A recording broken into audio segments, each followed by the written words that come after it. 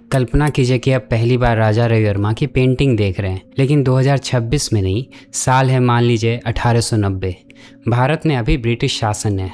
आपके पास न टेलीविज़न है, न फोटोग्राफी, न सिनेमा और ना ही सोशल मीडिया। विजुअल कल्चर काफ़ी हद तक सीमित है। रामायण महाभारत जैसे ग्रंथों की कहानी आप सुन तो सकते हैं कथा प्रवचन में, लेकिन उन्हें देख पाना उतना आसान नहीं है। और अगर इन कहानियों को दृश्य रूप में देखना हो तो उसका प्रमुख स्थल प्राचीन मंदिर है, जिनकी दीवारों पर कहीं कहीं इन कहानियों के मुख्य पलों को मूर्ति कला से दर्शाया गया है, या फिर लोक कला में, जहाँ इन कहानियों को स्टाइलाइज्ड और सिंबॉलिक अंदाज में बनाया जाता है। लेकिन फिर अचानक आपकी नज़र राजा रवि वर्मा की पेंटिंग्स पर पड़ती है और यहाँ सब कुछ जैसे जिंदा हो उठता है। देवता अब किसी दूर की अनदेखी दुनिया का हिस्सा नहीं लगते हैं, वो इंसान के रूप में आपके सामने हैं। वही चेहरे, वही भाव, वही जज्बात, वही शरीर, सब कुछ अपना सा लगता है। कपड़ों में इतनी बारीकी कि जैसे हिलने पर रेशम की सरसराहट सुनाई दे। गहनों की चमक इतनी असली कि जी चाहता है कैनवस के अंदर हाथ डाले और थोड़ा सोना अपने लिए निकाल ले। शायद किसी ने देवी देवताओं को हमारे इतने करीब नहीं लाया जितना कि राजा रवि वर्मा ने।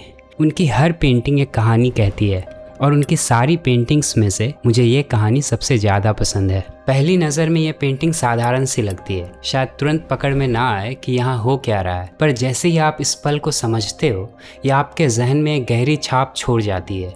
क्योंकि ये सिर्फ एक पौराणिक घटना नहीं है, इसके नीचे एक बहुत ही मानवीय एहसास छुपा है, जिसे हम सब ने कभी न कभी महसूस किया है, और वो एहसास है प्रेम। राजा रवि वर्मा ने ये पेंटिंग 1898 में बनाई थी।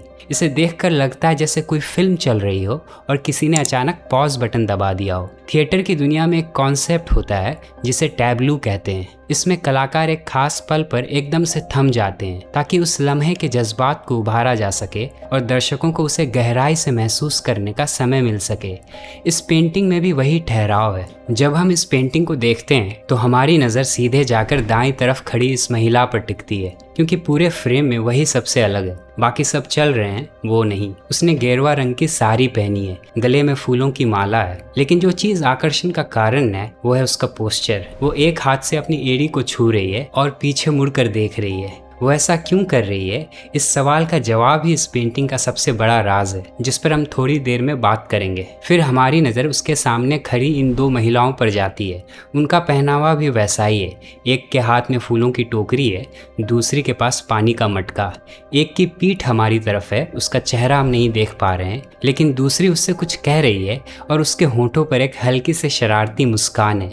और जब आप इस मुस्कान का कारण समझोगे तब ये पेंटिंग आपके लिए और भी दिलचस्प हो जाएगी। इनसे थोड़ा आगे एक वृद्ध व्यक्ति चल रहे हैं, हाथ में डंडा, सफ़ेद वस्त्र, एकदम शांत और अपने ही ध्यान में, जैसे उन्हें पता ही ना हो उनके पीछे ये तीन महिलाएं भी हैं।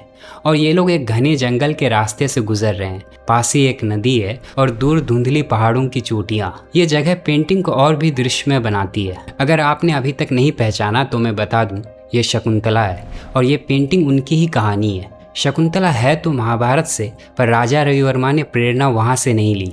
उन्होंने चुना महाकवि कालिदास का वो नाटक जिसे दुनिया की सबसे खूबसूरत प्रेम कहानियों में से एक माना जाता है, अभिज्ञान शकुंतलम, जिसका अर्थ है शकुंतला की पहचान। महाभारत में शकुंतला और राजा दुष्यंत का मिलन सीधा और लगभग अचानक सा होता है।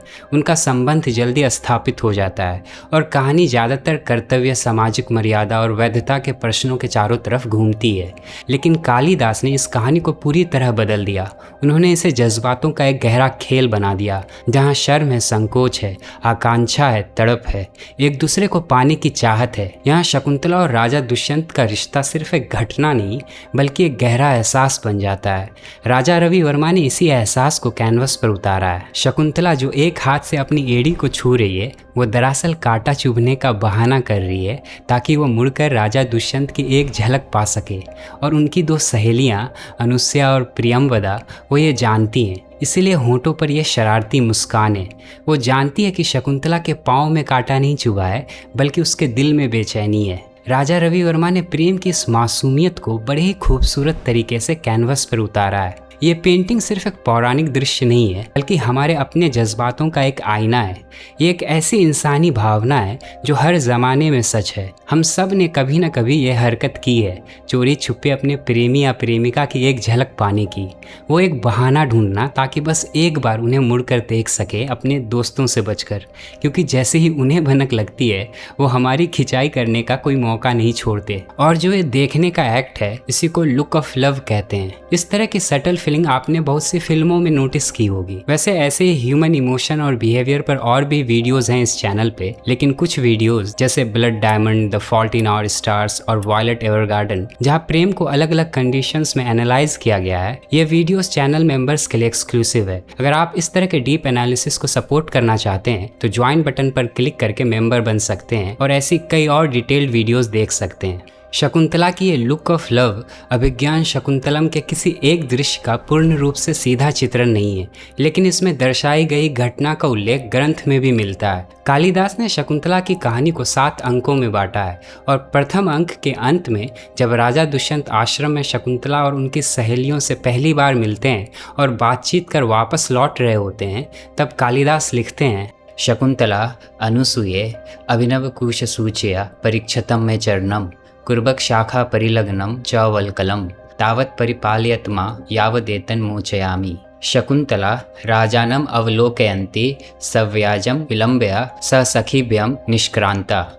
शकुंतला अपनी सहेली अनुसुया से कहती है, अनुसुया, घास की नई और पैनी नोक से मेरा पैर जख्मी हो गया है और मेरा वस्त्र कुर्बक की टहनी में उलझ गया है। जब तक मैं इसे सुलझाती हूँ तब तक तुम मेरा इंतजार करो। शकुंतला राजा की ओर देखते हुए बहाने से देरी करती है। कालिदास ने जो दृश्य शब्दों में पिरोई थी, राजा रवि वर्मा ने जैसे उनमें रंग भर दिए हों। इस पेंटिंग में मौजूद हर तत्व उस ग्रंथ की भावनाओं से सम्मिलित होता दिखता है। शकुंतला, जिसे ऋषि कर्ण के आश्रम में पला बढ़ा गया, एक ऐसे संसार का हिस्सा जो तपस्या, संयम और नियम से परिभाषित होता है। आगे की ओर दिखाई देता वृद्ध तपस्वी इसी परिवेश को शांत तरीके से स्थापित करते हैं। ये दृश्य को उसी आध्यात्मिक जगह में स्थिर कर देता है और इसी कारण इस पेंटिंग में हल्का सा तनाव प्रकट होता है।